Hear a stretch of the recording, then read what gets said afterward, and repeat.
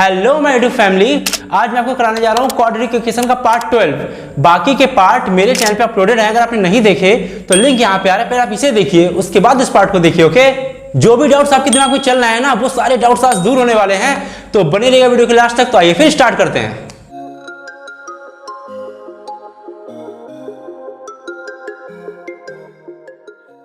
देखिए, इस पार्ट को करने से पहले आपको पार्ट 7 करना बहुत जरूरी है। पार्ट 7 जो यहाँ पे आ रहा है, आप पहले इसे देख लीजिए, उसके बाद ही प्लीज इस पार्ट को देखिए, वरना आपको इतना समझ में नहीं आएगा।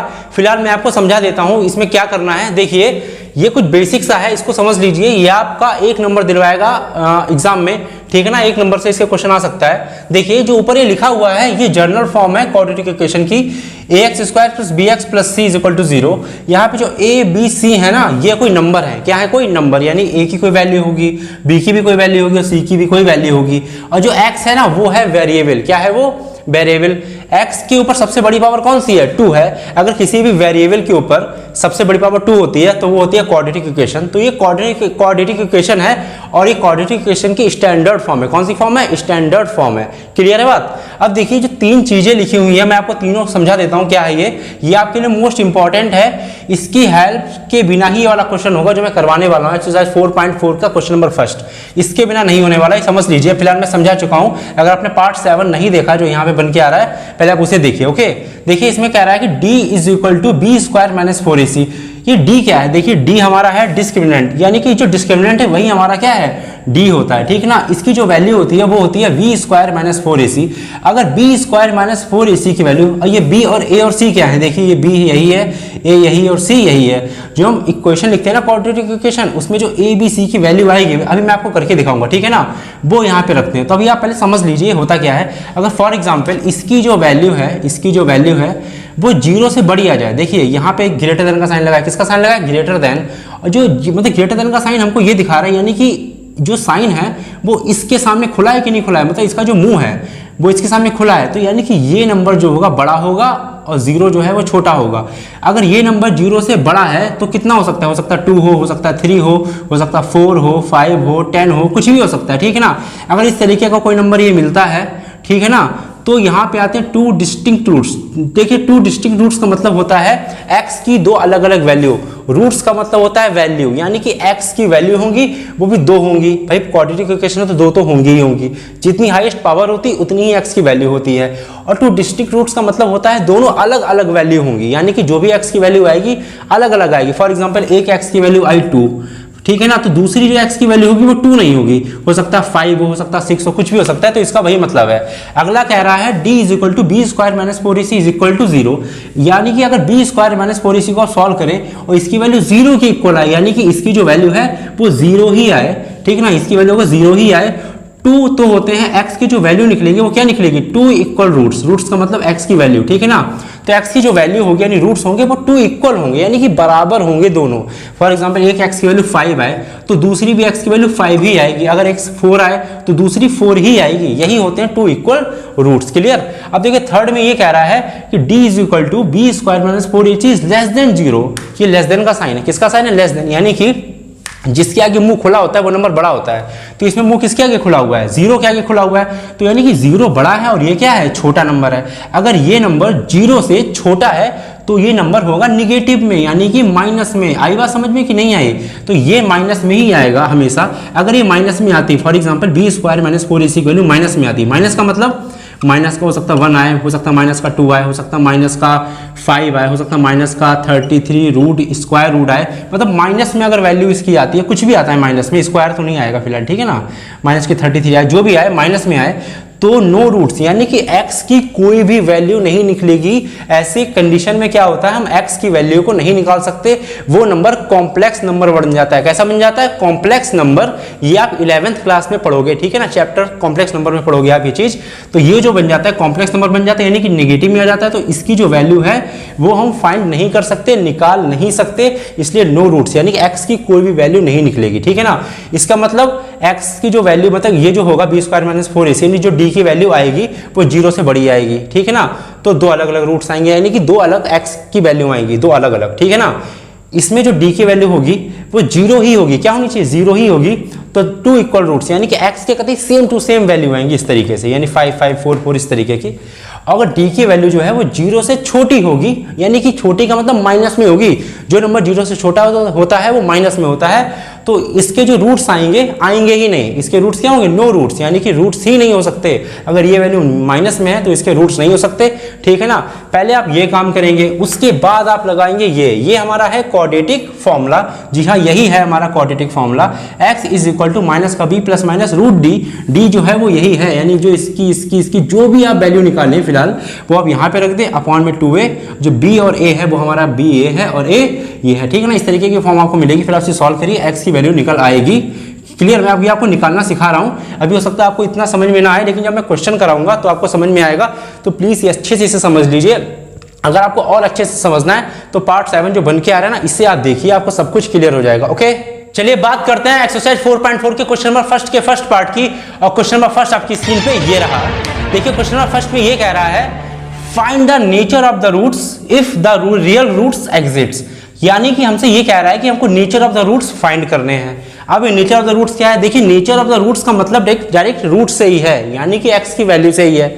आपको फाइंड करवा रहा है x की वैल्यू, यानी कि जो ये x लिखा है ना, इसकी वैल्यू हमको फाइंड करनी है। यही होता है नेचर ऑफ द रूट्स। और नेचर ऑफ द रूट्स कुछ भी नहीं होता है, ठीक है ना। डरना नहीं इसे देख के भाई नेचर ऑफ द रूट्स क्या है, ये बस सीधा सा वर्ड है x की वैल्यू, बस क्लियर, और कुछ भी नहीं है, ठीक है ना। आपसे कह रहा है if the real roots exist, यानी कि अगर रियल रूट्स एग्जिस्ट करते हैं तभी आप नेचर ऑफ द रूट्स यानी कि x की वैल्यू फाइंड करिए, वरना मत फाइंड करिए। अब ये एग्जिट कब करेंगे आइए हम चेक करते हैं। अभी मैंने आपको इसका इंट्रोडक्शन समझाया था, पार्ट 7 में भी समझाया है। अगर आपने नहीं देखा तो वो देखिए, या आपने अगर वीडियो स्किप करा है ये वाला तो आपको समझ में बिल्कुल नहीं आएगा। तो अगर आपने वीडियो स्किप करा है तो वीडियो शुरू से पूरा देखिए। ओके, आइए फटाफट से हम पहले ये देखते हैं कि इसके जो रूट्स हैं वो एग्जिट करते भी हैं कि नहीं। इसके लिए हम क्या करना पड़ेगा, हमें कंपेयरिंग करनी पड़ेगी। जी हाँ, हमको कंपेयरिंग करनी पड़ेगी। ऑन कंपेयरिंग क्या करनी पड़ेगी? कंपेयरिंग करनी पड़ेगी। On comparing ax square plus bx plus c is equal to 0। अभी मैंने यही समझाया था ना कि ये जो होती है वो स्टैंडर्ड फॉर्म होती है क्वाड्रेटिक इक्वेशन की। ये भी हमारी क्वाड्रेटिक इक्वेशन है, ये स्टैंडर्ड फॉर्म है। इसकी कंपेयर हम इससे करेंगे और a b c की वैल्यू हम निकालेंगे।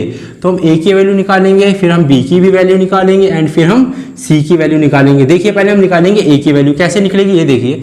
यहाँ पे एक्स स्क्वायर है, यहाँ पे एक्स स्क्वायर है, यहाँ पे एक्स स्क्वायर के आगे a, यहाँ पे एक्स स्क्वायर के आगे 2, यानी कि जो a की वैल्यू है वो कितनी है? 2 है। यानी इसका हमको कोफिशिएंट देखना है एक्स स्क्वायर का बस, ठीक है ना। यहाँ पे भी x, यहाँ पे भी x, तो यहाँ पे x के आगे यानी x का कोफिशिएंट b, यहाँ पे x के आगे यानी x का कोफिशिएंट -3। तो जो v की वैल्यू वो है -3। माइनस लगाना मत भूलिएगा, ये याद रखिएगा, ठीक है ना। यहाँ देखिए c है, यहाँ 5 है, यानी कि ना ही c में x है कहीं, ना ही 5 में x है। तो जो c है वो हमारा 5 है, यानी कि सिर्फ और सिर्फ एक कांस्टेंट टर्म है। ये हमारा आ गया। अब हम लगाएंगे d is equal to B square minus 4ac, जो अभी मैंने बताया था, ठीक है ना। अब फटाफट से लगाते हैं। तो d is equal to B square, B कितना हमारा -3, तो b के प्लेस पे -3 स्क्वायर है तो मैंने लगा दिया स्क्वायर, फिर माइनस, फिर 4, फिर a कितना है 2, तो 2 जो लिखेंगे मल्टीप्लाई में लिखेंगे, फिर c कितना है 5 जो लिखेंगे वो भी हम मल्टीप्लाई में लिखेंगे। तो 4ac क्लियर है ना। a और c की वैल्यू हमने यहाँ पे रख दी। ओके, अब फटाफट से सॉल्व करते हैं। -3 का स्क्वायर, तो -3 का स्क्वायर देखिए कैसे निकलेगा। यहाँ पे लिखा है -3 और पावर कितनी है 2, यानी कि -3 की हम 2 बार मल्टीप्लाई, यानी कि जितनी पावर होती है उतनी बार मल्टीप्लाई करते इस वाले नंबर की जो भी अंदर होता है। तो देखिए माइनस माइनस प्लस और 3 3 जा 9, तो इसकी वैल्यू कितनी आ गई प्लस की 9। तो हम प्लस लगाए ना लगाए एक ही बात है, क्योंकि प्लस तो लगाए दिखता नहीं है, फिर माइनस है माइनस लगा दिया। अब इन तीनों को सॉल्व करेंगे। 5 4 जा 20, 22 जा 40। तो जो d की वैल्यू आई है वो आई है 9 - 40, यानी कि -31। ये कैसे आया देखिए, बताता हूँ इसको सॉल्व करने का तरीका बताता हूँ। देखिए 40 के आगे क्या लिखा है माइनस, और 9 के आगे क्या लिखा है प्लस। तो प्लस और माइनस क्या होता है माइनस होता है, पता है ना। प्लस और माइनस माइनस होता है, क्लियर। तो जो माइनस आया है ये माइनस, वो ये डिसाइड करेगा कि इन दोनों का होगा माइनस। तो 40 में से 9 जाएगा, कितना बचा 31। अब दोनों में से बड़ा नंबर कौन सा है? बड़ा नंबर तो 40 है। 40 का कौन सा साइन है? माइनस का साइन है, तो मैंने यहाँ क्या लगा दिया माइनस का साइन लगा दिया। इसी तरीके से ये सॉल्व होता है, ठीक है ना। अब देखिए जो 31 है वो 0 से कैसा है, छोटा है कि बड़ा? जी हाँ, जीरो से छोटा है। क्या है? जीरो से छोटा, यानी कि जो जीरो है इससे बड़ा है। जो भी नंबर माइनस में होता है वो हमेशा जीरो से छोटा होता है। अगर जो डी की वैल्यू है वो जीरो से छोटी आई, यानी कि निगेटिव आई, तो क्या होगा? नो रूट्स, कोई भी रूट्स नहीं होंगे, नो रूट्स। बस इसका यही आंसर है, यानी कि इसमें जो x की वैल्यू है वो हम फाइंड नहीं कर सकते। क्यों नहीं कर सकते वो भी मैंने आपको इंट्रोडक्शन में समझाया था, ठीक है ना। तो बस अगर d की वैल्यू -3 आती है तो x की वैल्यू हम फाइंड नहीं कर सकते। ये एक कॉम्प्लेक्स नंबर टाइप का बन जाएगा और जिसको हम 11th में पूरी तरीके से डिस्कस करेंगे, तो बने रहिएगा, ठीक है ना साथ में। चलिए बढ़ते हैं क्वेश्चन नंबर 2 की तरफ। इसका यही आंसर है, बस इसके आगे सॉल्व नहीं होगा। ओके, चलिए बात करते हैं क्वेश्चन नंबर 1 के सेकंड पार्ट की। क्वेश्चन नंबर 1 का सेकंड आपकी स्क्रीन पे ये रहा, ठीक है ना। क्वेश्चन नंबर 1 के सेकंड में ये कह रहा है कि find the nature of the roots. हमें इस इक्वेशन के रूट्स निकालने हैं if the real roots exist, यानी अगर रियल रूट्स एग्जिस्ट कर रहे हैं तब, यानी कि हमको डायरेक्टली x की वैल्यू फाइंड करवा रहा है। नेचर ऑफ द रूट्स का मतलब होता है x की वैल्यू, बस और कुछ नहीं होता है। सबसे पहले ये चेक करेंगे कि रियल रूट्स एग्जिस्ट करते भी हैं कि नहीं। तो जब हमने इंट्रोडक्शन में बताया था सेम वही काम हम करेंगे यहाँ पे। देखिए सबसे पहले इसकी हम कंपेयरिंग करेंगे। क्या करेंगे? कंपेयरिंग। तो ऑन कंपेयरिंग किससे करेंगे भाई? वही general equation, standard form quadratic equation की क्या होती है? ax² प्लस का bx प्लस का c इज इक्वल टू 0। तो ये जो फॉर्म है वो हमारी क्वाड्रेटिक इक्वेशन की जनरल फॉर्म है, यानी कि स्टैंडर्ड फॉर्म है, ठीक है ना। अब हम यहाँ से a की वैल्यू, v की वैल्यू एंड c की वैल्यू को फाइंड करेंगे। तो देखिए a की वैल्यू क्या होगी बताइए? x² यहाँ पे, x² यहाँ पे, x² के आगे a, यहाँ पे x² के आगे 3। जो तो a की वैल्यू बनेगी वो कितनी बनेगी? 3 बनेगी, यानी कि हमको सेम कोफिशिएंट देखना है सेम वेरिएबल का, ठीक है ना। यहाँ पे देखिए x, यहाँ पे देखिए x, यहाँ पे x के आगे जस्ट क्या है? b, यहाँ x के जस्ट आगे कितना है? -4√3, यानी कि जो b की वैल्यू है वो कितनी होगी? -4√3। बस क्लियर। अब हम निकालेंगे डायरेक्टली c की वैल्यू। ओके, देखिए c की वैल्यू क्या होगी? यहाँ पे c कितना है?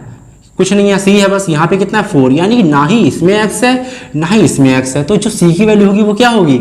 4, यानी कि जो c है हमारा वो कांस्टेंट टर्म है, इसलिए 4 भी हमारा कांस्टेंट टर्म है। तो c की वैल्यू हमारी कितनी हो जाएगी? 4 हो जाएगी। क्लियर, यानी कि इसमें भी x नहीं इसमें भी x नहीं। क्लियर।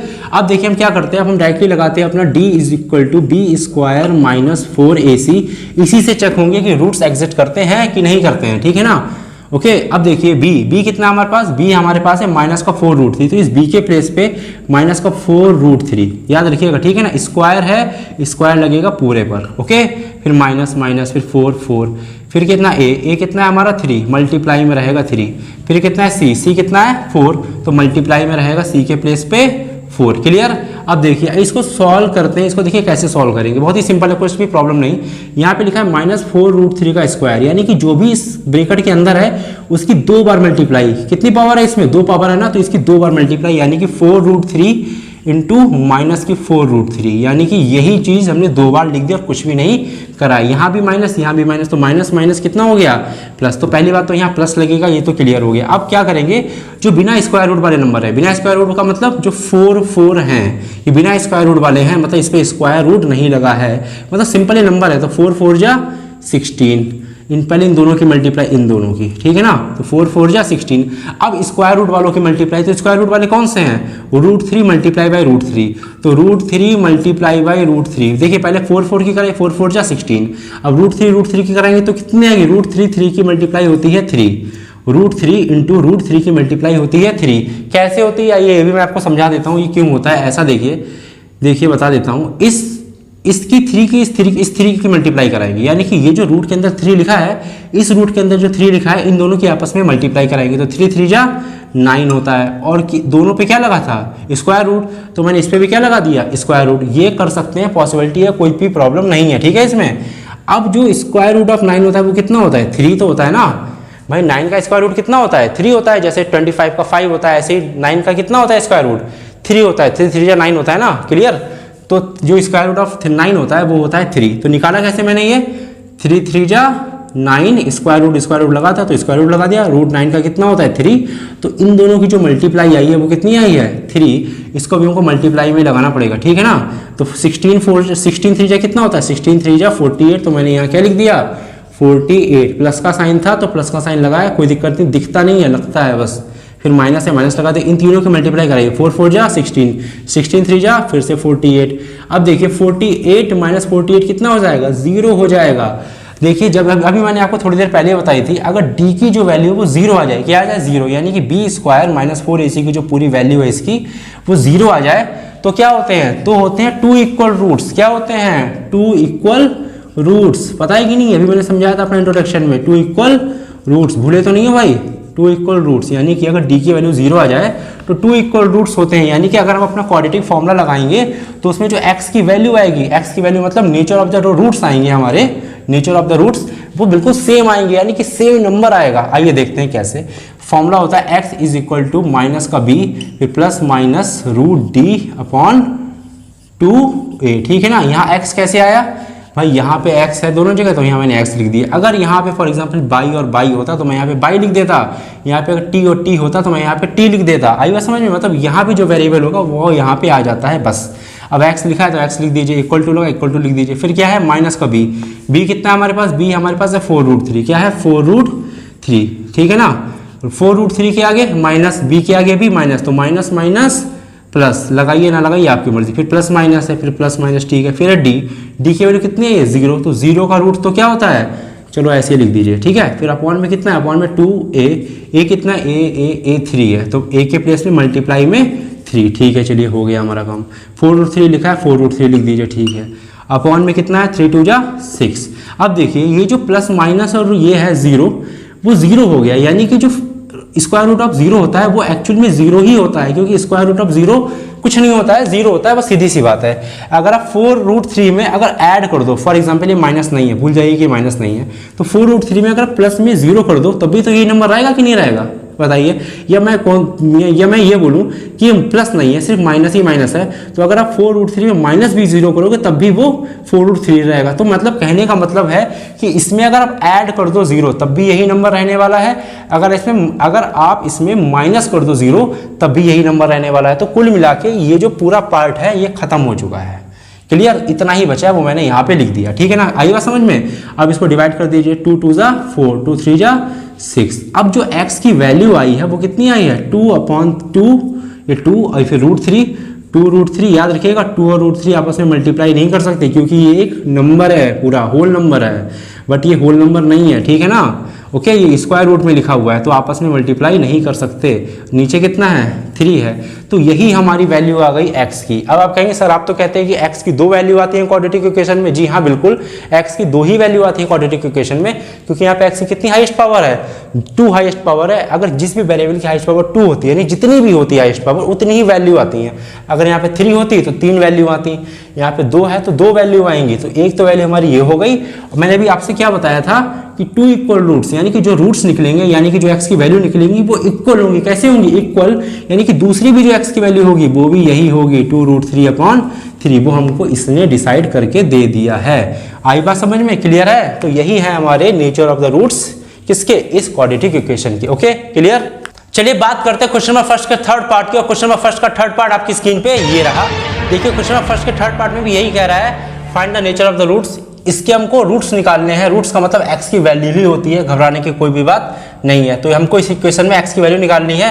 कंडीशन क्या है, if the real roots exit, यानी कि अगर हमारे जो रियल रूट्स हैं वो एग्जिट करते हैं तभी हमको निकालनी, वरना नहीं। तो पहले हम चेक करेंगे, ठीक है ना। जैसे हमने क्वेश्चन नंबर फर्स्ट और सेकंड किया, सेम टू सेम को क्वेश्चन नंबर सेकंड करना है, सॉरी क्वेश्चन नंबर थर्ड बिल्कुल सेम टू सेम हमको फर्स्ट और सेकंड की तरह ही करना है। तो क्या करना है, सबसे पहले हमको क्या करते हैं हम इसमें ऑन कंपेयरिंग। जी हाँ, सबसे पहले हम करेंगे कंपेयरिंग। कंपेयरिंग करने पर, यानी कंपेयर कर रहे हैं हम लोग, किससे करते हैं, इसकी स्टैंडर्ड फॉर्म। तो क्वाड्रेटिक इक्वेशन की स्टैंडर्ड फॉर्म क्या होती है, ax square plus bx plus का c is equal to 0। Clear. अब हम क्या करेंगे, इससे a की वैल्यू निकालेंगे कंपेयर करके, b की निकालेंगे कंपेयर करके, एंड किसकी निकालेंगे, c की निकालेंगे कंपेयर करके। ओके, तो a की वैल्यू कितनी होगी, देखिए यहाँ पे एक्स स्क्वायर, यहाँ पे एक्स स्क्वायर, यहाँ पे एक्स स्क्वायर के आगे a, यहाँ पे एक्स स्क्वायर के आगे 2।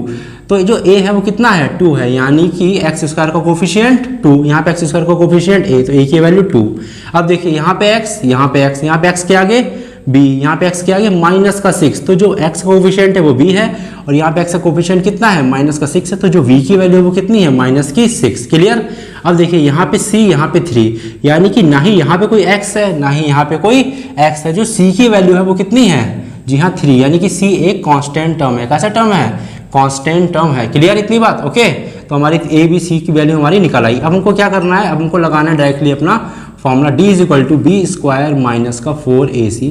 इससे हम ये चेक करेंगे कि रूट्स एग्जिस्ट करते भी हैं कि नहीं। ओके, तो d इज इक्वल टू देखिए क्या हो जाएगा, b कितना हमारे पास, b हमारे पास है माइनस का 6, तो इस b के प्लेस पे कितना हो जाएगा माइनस का 6, पावर 2 है तो हमको पावर 2 लगा दिया, फिर माइनस है माइनस लगा दिया, फिर 4 है 4 लगा दिया, फिर a कितना है 2 तो मल्टीप्लाई में 2, c कितना है c है 3 तो मल्टीप्लाई में 3। ओके, तो अब देखिए क्या करेंगे हम, -6 की पावर है 2 यानी कि -6 की 2 बार मल्टीप्लाई करेंगे, जितनी पावर होती है उतनी बार मल्टीप्लाई करते हैं, 2 पावर तो 2 बार मल्टीप्लाई, तो -6 इंटू -6 यही तो करेंगे ना, यही तो होती है ना 2 बार मल्टीप्लाई, तो माइनस माइनस प्लस 6 6 जा 36, तो इसके प्लेस पे लिख सकते हैं प्लस का 36, प्लस लगाइए मत लगाइए आपकी मर्जी, कोई दिक्कत नहीं है, फिर माइनस है माइनस लगा दिया। अब इन तीनों की करेंगे 4 2 जा 8, ठीक ना, 8 3 जा 24, अगर हम 36 में से 24 को माइनस करेंगे तो कितना बचेगा 12 बचेगा, यानी कि जो 12 है वो किससे बड़ा है, वो 0 से बड़ा है। अगर कोई भी नंबर 0 से बड़ा होता है यानी कि जो d की वैल्यू है वो 0 से बड़ी आती है, तो क्या होते हैं 2 इक्वल रूट, सॉरी 2 मतलब अलग अलग रूट्स निकलेंगे, इसको आपको लिखने की जरूरत नहीं है, इसमें आपको 2 डिस्टिंक्ट रूट्स आपको लिखने की जरूरत नहीं है, बस आप यहीं पे क्वेश्चन को छोड़ सकते हैं, ठीक है ना। अब हम फटाफट से क्या करेंगे, नेचर ऑफ द रूट्स निकालेंगे, किससे, क्वाड्रेटिक इक्वेशन से, सॉरी क्वाड्रेटिक फॉर्मूले से। तो x is equal to minus का b प्लस माइनस का 4 सॉरी प्लस माइनस का square root of d upon 2a, यही तो होता है ना फॉर्मूला, ये हमारा क्वाड्रेटिक फॉर्मूला है। जो x है वो यही वाला x है, अगर यहाँ पे बाई और यहाँ पे बाई होता तो मैं यहाँ पे बाई लिख देता, यहाँ पे अगर t यहाँ पे t होता तो मैं यहाँ पे t लिख देता, यहाँ पे x है इसलिए मैंने यहाँ पे x लिखा है। क्लियर। अब देखिए क्या करने वाले, तो x इज इक्वल टू बिल्कुल वैसे का वैसे, कुछ भी छेड़छाड़ी नहीं करी, फिर लिखा है माइनस का b, क्या लिखा है माइनस का b, तो b कितना है यहाँ पे 6, माइनस का 6 है ना, तो माइनस ये वाला माइनस ये वाला, तो माइनस माइनस प्लस लगाइए मत लगाइए आपकी मर्जी, कोई दिक्कत नहीं। b की वैल्यू कितनी आ जाएगी 6 आ जाएगी, माइनस हट गया है भाई ये वाला, कि ये वाला माइनस क्या हो गया प्लस हो चुका है, ठीक है ना, फिर प्लस माइनस लग गया, फिर स्क्वायर रूट ऑफ d, तो d कितना है, d तो हमारे पास 12 है, तो इस d के प्लेस पे 12 और स्क्वायर रूट लगा है तो हमने लगा दिया, बस बात खत्म। अब लिखा है नीचे 2a, तो 2 हमारा ऐसे ही है, a कितना है, a हमारा है 2, a कितना है 2, तो इस a के प्लेस पे मल्टीप्लाई में 2 लगेगा, क्योंकि 2 और a के बीच क्या होती है मल्टीप्लाई होती है। क्लियर। अब देखिए फटाफट से 6 ऐसे ही छोड़ दीजिए, प्लस माइनस ऐसे ही छोड़ दीजिए। अब यहाँ पे लिखा है स्क्वायर रूट ऑफ 12, देखिए ये एक परफेक्ट स्क्वायर नहीं है, मतलब कि जैसे फॉर एग्जांपल 25 एक परफेक्ट स्क्वायर होता है, 25 का अगर स्क्वायर रूट निकालेंगे तो 5 आपको मिल जाएगा, मतलब एक पक्का नंबर होल नंबर मिल जाएगा। अगर आप 49 का स्क्वायर रूट निकालेंगे तो आपको 7 मिल जाएगा। ऐसे अगर आप 16 का निकालेंगे, किसका निकालें 16 का, तो आपको 4 होता है, 16 का क्या होता है स्क्वायर रूट ऑफ 4 होता है। अगर आप निकालें 81 यानी कि 81 का, तो कितना होता है 9 होता है, ठीक ना। लेकिन ये जो 12 है वो एक परफेक्ट स्क्वायर नहीं है, इसलिए हम इसकी वैल्यू एग्जैक्ट फाइंड नहीं कर सकते। इसको कैसे करते हैं आपको मैं बता देता हूँ। यहाँ पे लिखिए 12 और इसके फैक्टर करना स्टार्ट करिए, तो 12 2 से पहले डिवाइड करिए, 2 6 जा 12, फिर 6 फिर 2 से डिवाइड करिए, 2 3 जा 6। अब ये 3 किससे डिवाइड होगा, ये तो भाई 3 से ही डिवाइड होगा, कि 3 के टेबल में 3 आता है क्योंकि 3 एक प्राइम नंबर है, तो 3 बन जा 3। क्लियर। अब देखिए इस 12 को हम क्या लिख सकते हैं, स्क्वायर रूट ऑफ 12 को हम क्या लिख सकते हैं, देखिए हम क्या करते हैं स्क्वायर रूट ऑफ 12, जब हम किसी भी चीज़ का स्क्वायर रूट निकालते हैं तो क्या करते हैं, देखिए हम पेयर अप करते हैं, क्या करते हैं पेयर अप करते हैं। फॉर एग्जांपल ये मैंने इसको पेयर अप कर लिया, मतलब कि यहाँ पे जो 2 है ना 2 वो एक जैसे हैं, मतलब यहाँ भी 2 यहाँ भी 2, तो एक पेयर नहीं बना रहे हैं कहते, मतलब एक जैसे पेयर मतलब एक जैसे हैं, तो मैंने इसका पेयर अप कर लिया, तो जो 2 है वो मैंने यहाँ पे लिख लिया, ठीक है ना। फिर बचा 3, देखिए 3 किसी के साथ पेयर कर रहा है क्या, मतलब किसी के साथ का मतलब ये है कि 3 जैसा और कोई है, जैसे 2 के जैसा 2 था तो मैंने इसको 1 में बना के 1 नंबर लिख लिया, मतलब इसका पूरा एक जोड़ा निकलता है यहाँ पे, ठीक है ना। ये नहीं लिख सकते आप 2 बार 2 लिखो, नहीं, इसका एक ही बार 2 लिखेंगे। लेकिन 3 किसी के साथ भी नहीं मिल रहा, यानी कि 3 का नीचे कोई भी नंबर नहीं है, तो ये 3 अकेला रह गया। जो अकेला रह जाता है उसको हम स्क्वायर रूट में लिख देते हैं, तो जो रूट 12 है उसको लिख सकते हैं 2 अंडर रूट ऑफ 3। और आई बात समझ में कि नहीं, इस 12 को लिख सकते हैं 2√3 इस तरीके से। Okay clear. ओके अगर फॉर एग्जांपल 16 होता है, यहाँ पे क्या होता है 16, तो इसका 4 होता है, तो कैसे होता है 2 8 जा 2 4 जा 2 2 जा 2 बन जा। इसके पेयर पर बना लीजिए, मतलब 2 के ही बना सकते हैं, यानी कि आप 3 के बना लो 4 के बना लो, ऐसे नहीं हो सकता, 2 के बनाओगे। तो इस 2 का बना लिया, कितना हुआ, इस 2 का 1 2 लिख दिया, फिर मल्टीप्लाई लगा ली, फिर ये 2 का एक और 2 लिख लिया, तो 2 2 सा कितना हो गया 4। तो इसका 16 का जो होता है स्क्वायर रूट वो पक्का 4 होता है, डन है कतई। निकाल के मैंने आपको दिखा दिया, ठीक है ना। अगर 3 यहाँ पे एक और 3 मिल जाता तो 3 से पेयर बन जाता, यहाँ पे 3 लिख जाता, 3 2 जा 6 हो जाता, लेकिन ऐसा नहीं हो सकता 12 में, ठीक है ना। तो इसका इसी तरीके से होता है, ओके।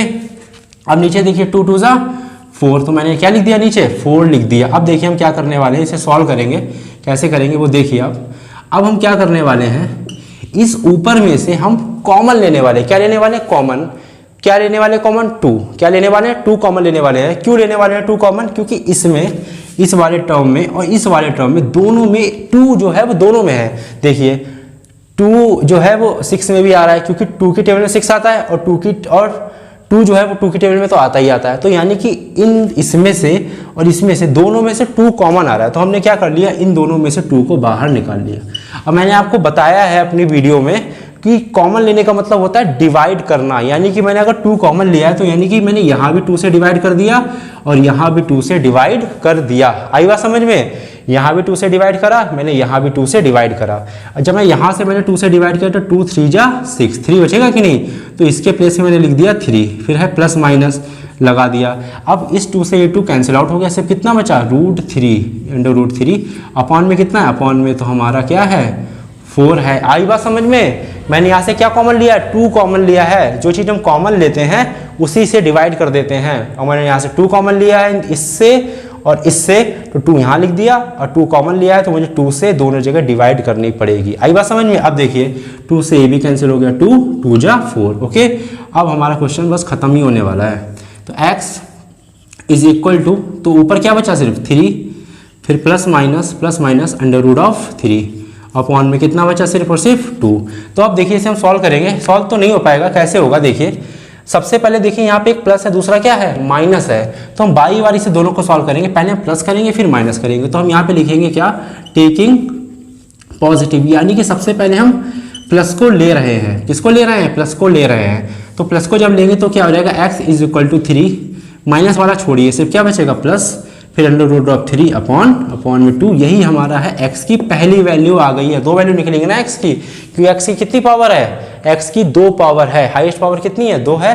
तो मतलब कि अगर जितनी पावर होती है x की हाईएस्ट, उतनी ही वैल्यू निकलती है। यहाँ पे 2 पावर हाईएस्ट है तो x की 2 वैल्यू निकलेंगी। देखिए दूसरी वैल्यू क्या निकलेगी, टेकिंग, क्या लेंगे हम, अब पहले हमने लिया था प्लस, यानी प्लस, अब हम क्या लेंगे जी, हाँ माइनस लेंगे, निगेटिव।